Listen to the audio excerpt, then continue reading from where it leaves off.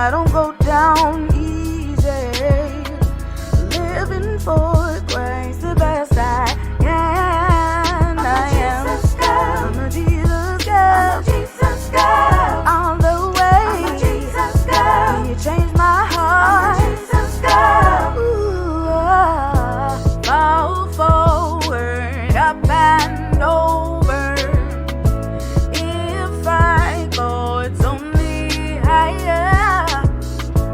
No matter where I stand, it's always on the Lord's side. 'Cause What's up, good people? It is 2022 in the place. Can the people say what? Happy New Year, y'all. We made it. I don't care what nobody say. There is something refreshing about the end of a thing and the beginning of another. It just gives you hope. Even if you can't see clear to see something else about to pop off good, at least you know that done. We made it through that. And so if that's all you got, boo-boo, hey, Happy New Year to you. Well, I am so excited. Y'all already know. You know how I do. I am uber excited, and I hope that you are having a fantabulous day. I hope it is flipping along fantabulously. I hope that your entire week thus far in this new year has been rocking this entire planet. I am just going to remind us that what we take into every year, 22, 23, 24, 25, is the sure fact we ain't gonna let nobody kill or rob or steal our joy on no day of the week. We are in control of our own reactions, responses, and attitudes. So that means don't nobody get to dictate to us what kind of day we have. We in control of me, okay? And so as long as I'm rocking with that, as long as I'm making sure that I'm straight and when I'm doing this right, you can do you, boo-boo, but I'm dang sure gonna do me. So that never goes out of style. That is something that we're gonna carry for life. Anyway, so I was thinking about this end of last year. This has been, mulling around in my mind as I see people, as I talk to people, as I counsel people. One of the things that is a pattern, and it doesn't matter man, woman, black, white, Hispanic, Latino, it does not matter. This has no preference of color. This has no preference of socioeconomic status, whether you the low man and get the whole house, or hitting the block, or you in the government's house and the White House and your house. It does not matter. This thing that I see, especially in America, that we have going on is this addiction to victimization, like the addiction, which is a dependency, the dependency on being, the victim in a thing, and how people place themselves, or they gaslight and make themselves appear to be, when actually they're the ones doing the victimization of it, like, making you seem like you crazy when what they doing is crazy as hell, but making you seem like you the one with the problem. Those kind of things are becoming the norm, and be it because of our differences in politics, or religious beliefs, or gender beliefs, or male, female, or just what your jam is. It's making us place ourselves as victims when someone or something does not agree with us, or when we feel that is the way that you get results, like because it's working, because if you crying wolf, all the people are coming, to rescue you, to come see about you. And so you keep doing that thing, and you keep doing that thing, even though it is the wrong thing, and you don't have to go about it that way. Some of us, we place ourselves in that victim stances because we are not, as Maslow's hierarchy of needs, we are somehow lacking in the self-actualization, the esteem, the love and belonging, safety needs, physiological needs. We're lacking in some of that, or we don't feel that those needs are getting met, and so we place ourselves in the victim place because we feel like, hey, this is a way to get those needs met. But I'm telling you, that's doing some stuff to our minds, y'all.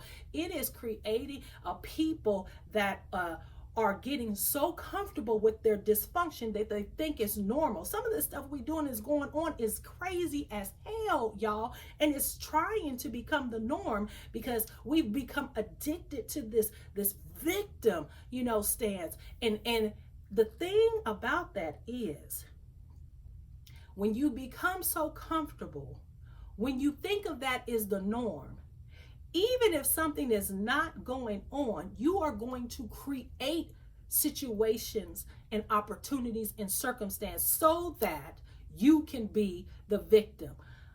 This is in no way minimizing the fact, belittling the fact that victimization happens. We are victims of some things. I am, you are, we all know that. This is not talking about that. But on the same token, since we are already going to be victimized by some stuff, why are we addicted to making and placing ourselves in positions to be victimized? I just think that we've got to get a handle on this. You've got to really think about what is your drive, what is your dependency, which is what addiction is. When we think about addiction, we're thinking about sex, drugs, men, women, food, those things. We're thinking of substances. We're not thinking of that we can be dependent on a victim mentality, a behavior pattern, a mentality that is addicted, dependent on chaos. Those are the victim addictions that we need to address going in and through and on and beyond this year. If we are going to flip this culture, if we are going to get people owning their behavior back instead of blaming, if we are going to become strong again and work through some stuff, if we are going to be people that can recognize the difference between healthy and unhealthy, toxic or flourishing, if we are going to be able to clearly see them lines, which they have got so blurred now, if we don't get a handle on this, y'all, it's going to get worse and worse, and we're going to raise up another generation that is addicted to, and we're already seeing it, being the victim. Man, chaos is a drug that some people thrive. Like, I'm not talking about drama. Y'all know some people who are drama filled and all that. I'm talking about people that literally feed on chaos. Like, they're not cool if a whole bunch of chaotic mess isn't going on. Though that people become addicted to chaos. Check it. Are you? People can become addicted to, dependent upon being the savior of a thing. And so what you will do, you will create situations that people are going to need your help, so that you're feeling the need in you to be savior by making them victim. Like, instead of being a strong mentor or strong someone support in their life, you make it so they have to depend on you, and then you get your worth and value from that. You get addicted to victimization. So that places you in the role of being a victimizer, y'all. There's so many of us that we are doing stuff to create chaos, so that we know that they're going, at the end of the day, they're going to have to come to us to fix it. If you are a fixer, make sure you are not making chaos. You're not creating situations and problems for people so that they will have to come to you. Don't be the victimizer. And into ourselves, we're doing it too. We get connected to people that we know is shady. We give our all to someone that know that they shouldn't even have a hello from us, let alone my heart. And you, so you can be the victim. You know they ain't right. You know they broken. You know they ain't ready for you. You know ain't nothing gonna happen from this but catastrophe. But we put ourselves into the guise, well, I just love them, I want to help them, or I'm going to be the shining light in their loveless life. Fool, what you're doing is placing yourself in a position to be victim. Then you looking and wondering why and being surprised. Why? When you are addicted to being the victim. And for other people,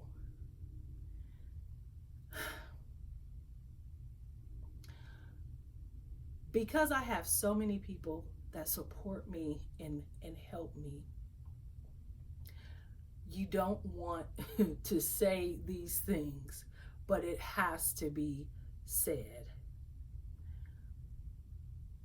We cannot, except for if you're in a role as a parent, a spouse, a family, and even then, you cannot be the one responsible. A person cannot be dependent on you for their well-being. Yes, their care. Yes, whatever role it is that you're supposed to play in their life, but their happiness, their joy, their fulfillment cannot be dependent on you. And we cannot, on the same hand token, expect that from another. Y'all, we are setting ourselves up for failure time and time again when we make lay ourselves in the hand of someone else and are dependent upon them for our well-being and happiness and joy. That's just not a thing. And life keeps showing us it's not a thing. And we, because we become addicted to being the victim, keep showing up for that same fight. We like the children of Israel going around the same mountain for 40 years. Why? Please, as you go into this year, make sure you are not perpetuating situations that you have to be the victim, or that you are not creating chaos so that people will have to be dependent on you to save them from being the victim. That just makes you a victimizer. It's the same cycle. So we got to kick this victim addiction. We are not going to be in love with our issues. They are not a badge of honor. They are not something to be worn, like, shown like a trophy. Like, we're just trying to see how much suffering we've went through, how much bad has happened to us. And so, we're measuring, oh, I can do you one better. I got done worse than that, and I got done worse than that. Like this competition to see who can be done the dirtiest or who's had the most bad. That's a jacked up mentality. Shouldn't it be? How then do we help and be our sister's keeper, our brother's keeper, to get out of it versus keeping it and wearing it? Now, we don't have no shame in it. We do use it. It is not something to hide, but it's not something to be a trophy toted and worn and not actively used for betterment. You feel what I'm saying? And if you're not there yet, then perhaps instead of toting it and touting it and telling everybody, you need to work on it. You need to work on it. How about that? So anyway, in 2022, ain't no room for this victim addiction. Ain't no room for us to be dependent on chaos, dependent on drama, dependent on hurt, dependent on pain. These things are going to already happen naturally because we live in life. We don't need to add to it and get stuck in it and think it's the norm, because it's not.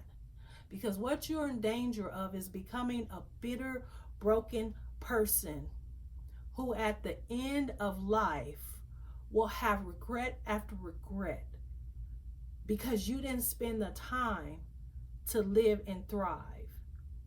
So I hope that this quickly just helps you take a look at you. I hope it helps you take a look at, what your environment, what you're around, and ask yourself the question, am I playing a part? Am I feeding into it? Because it could be just, life does happen. I'm not talking about that. But am I feeding into if this is happening over and over and over again, what part am I playing in this? And am I facilitating an environment for it to pop off? That's when you've become addicted to being a victim. There are some things that don't need any invitation. It just needs the right environment to thrive and grow in. If you are the right environment for the victimization to happen, then don't be surprised when it is. But on the same token, you can be the very one that can make that environment inhospitable to being a victim. You could control those kind of things in your life. So I am excited for this year, guys. There's some new stuff coming up, some reshaping. There won't be a Ask Pastor Payne every week unless, there is an ask. And so don't be surprised when you don't see that at the end. That just means that there wasn't one. I'm thinking about some things to engage, because the point of that is just to engage, to get us talking. And so, and I also want to open this up. I want it to be a community. I don't want it just to be, you guys, those that watch, I thank you, I love you, but I want it to be a community for women. I say the women, the brothers is part of the delegation too. I just want it to be a community of people that, on a Wednesday morning, need a little pick me up, your midweek. I'm not trying to replace nothing. I'm not trying to be nothing. I'm just trying to pop on and give you a little nugget, a little midweek. Think about. Sometimes we'll be talking about topics. Sometimes, but generally I will have something. But you just never know. So don't box the show in. It gets greater later. So it's what I always say, and you never know what's gonna pop up. I love you guys. I hope that sincerely, you are appreciated, especially the people that support me in all kind of ways. You don't have to. Thank you if you click on, the like, if you look, even if you ain't trying to hear what I'm trying to say. I thank you for the support. Even if you don't agree with me, I thank you. And I pray that we, as a community, will grow. And I pray that I can stir something in you for you. There's nothing like a conversation that triggers something in you. You never know what you think until somebody brings up something about what you thought. So that's how learning goes. So be blessed, guys. Happy New Year. I pray that 2022 will be more than you ever imagined it to be. And I know that can be true if we become people that we never imagined that we could become. So do the thing. Put in the application. Apply for the job. Apply for the part. Sing the song. Record the song. Write the poem. Write the book. Start the friendship. Start the relationship. Start the new hobby. Do something you've never done. Set some goals that's crazy retarded. Do those things. And I'm telling you, life has a way of keeping up and exceeding who you think you can be, what you think you can do. If you think you can do it, you can. If you think you can't do it, you can't. It's just the bottom line. Be blessed. I'm a Jesus girl.